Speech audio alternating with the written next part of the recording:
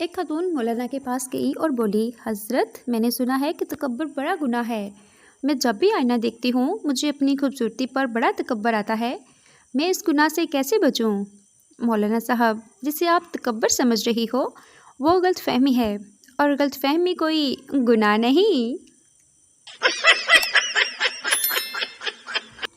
دکاندار، اگر تم محنت اور ہوشیاری سے کام کرو گے تو ضرور ترقی کرو گے۔ مجھے دیکھو، پہلے میں اس دکان کا ملازم تھا، اب اس دکان کا مالک ہوں۔ ملازم سرد آہ بھرتے ہوئے بولا، مگر جناب، آپ کے سابقہ مالک جیسے بولے بالے لوگ آج کل کہاں ملتے ہیں؟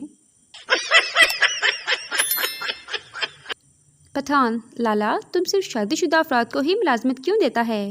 پنجابی، کیونکہ ان میں بے عزتی برداشت کرنے کی صلاحیت ہوتی ہے اور گھر جانے کی جلدی بھی نہیں ہوتی۔ ڈاکٹر، موٹاپے کا ایک ہی علاج ہے کہ تم روزانہ صرف 2 روٹیاں کھایا کرو۔ مریض، ٹھیک ہے، لیکن یہ 2 روٹیاں کھانے سے پہلے کھانی ہیں یا کھانے کے بعد؟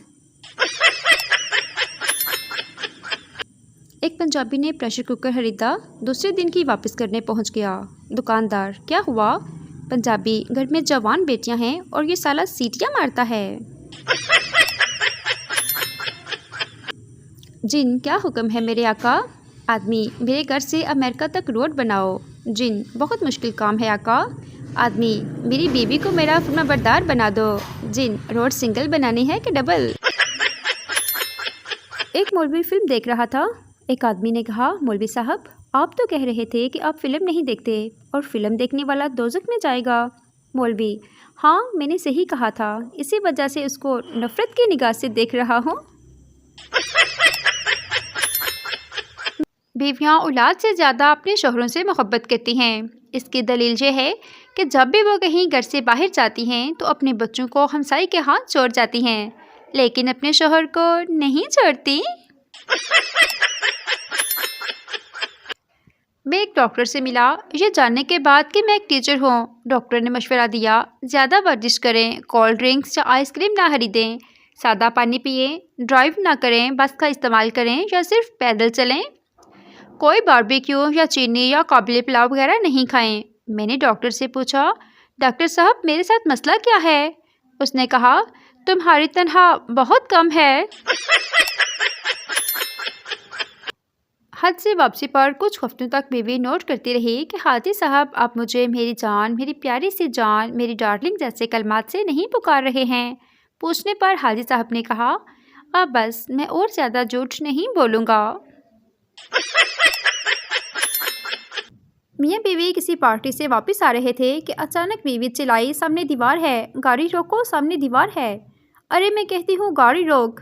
اتنے میں گاڑی دھڑم سے دیوار میں جا ٹکرائی۔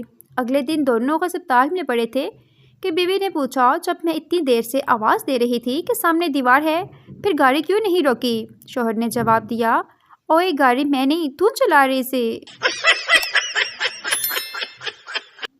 ایک بزرگ کو 13 سال بعد مقدمہ جیتنے پر جج صاحب نے مبارکباد پیش کی تو بزرگ نے جج کو دعا دی کہ اللہ تجھے ترقی دے اور تھانے دار بنائے۔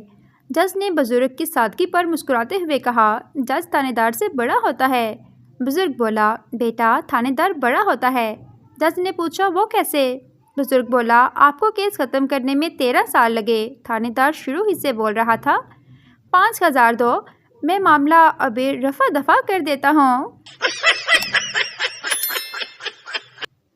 مالکن کافی پریشان اور دکھی لگ رہی تھی۔ نوکرانی شبو نے جار پونچھ کے دوران نوٹ کیا کہ مالکن رو بھی رہی ہیں تو ہمدردی سے پوچھا، بیگم صاحبہ کیا بات ہے، اتنی پریشان کیوں ہیں؟ مالکن نے دکھ بھرے لہجے میں کہا، کیا بتاؤں شبو، تمہارے صاحب نے اپنی آفس کی سیکرٹری کے ساتھ عشق لڑانا شروع کر دیا ہے۔ شبو فوراً بولی، نہیں مالکن، ایسا نہیں ہو سکتا، یہ بات یقیناً آپ مجھے جلانے کے لیے بول رہی ہیں۔ راہ چلتا آدمی گر کر بے ہوش ہو گیا، اسے اٹھا کر ہسپتال لے جایا گیا۔ ڈاکٹر نے اس کا معائنہ کیا اور آپریشن کی تیاریاں کرنے لگے۔ آپریشن کے لیے جب اس کی قمیض اتاری گئی تو انہوں نے اس کے سینے پر ایک کاغذ بندھا دیکھا۔ کاغذ پر لکھا تھا، میں مرگی کا مریض ہوں اور اس وقت مجھے مرگی کا دورہ پڑا ہے، خدا کے لیے میرا کوئی آپریشن نہ کرے، میرا پہلے ہی 2 مرتبہ گردوں کا آپریشن خام خواہ کیا جا چکا ہے۔ ایک عجیب سی حالت ہے تیرے جانے کے بعد، بھوک نہیں لگتی کھانا کھانے کے بعد۔ میرے پاس 5 سموسے تھے جو میں نے کھا لیے، ایک تیرے آنے سے پہلے، 4 تیرے جانے کے بعد۔ نیند ہی نہیں آتی مجھے سونے کے بعد، نظر کچھ نہیں آتا آنکھ بند ہو جانے کے بعد۔ ڈاکٹر سے پوچھا اس کا علاج، ڈاکٹر 4 گولیاں دے کر بولا کھا لینا، 2 جاگنے سے پہلے، 2 سونے کے بعد۔ ریلوے اسٹیشن پر شیخ صاحب کی بیگم: شیخ صاحب بہت پیاس لگی ہے، پانی تو لا دیں۔ شیخ صاحب: کیوں نہ تمہیں چکن بریانی کھلاؤں، چٹنی اور سلاد کے ساتھ؟ بیگم: ارے واہ، چکن بریانی، چٹنی اور سلاد، منہ میں پانی آ گیا۔ شیخ صاحب: بس اسی پانی سے کام چلا لو۔ اگر آپ کی زندگی میں کوئی پریشانی کھڑی ہے تو کھڑی رہنے دیں، تھک کر خود بیٹھ جائے گی، آپ زندگی کے مزے لیں۔ کہانی: جیسا کرو گے ویسا بھرو گے۔ ایک دفعہ کا ذکر ہے، ایک دن میں اپنے دوست کے گھر گیا اور وہ سو رہا تھا۔ دوسرے دن وہ میرے گھر آیا تو میں سو رہا تھا۔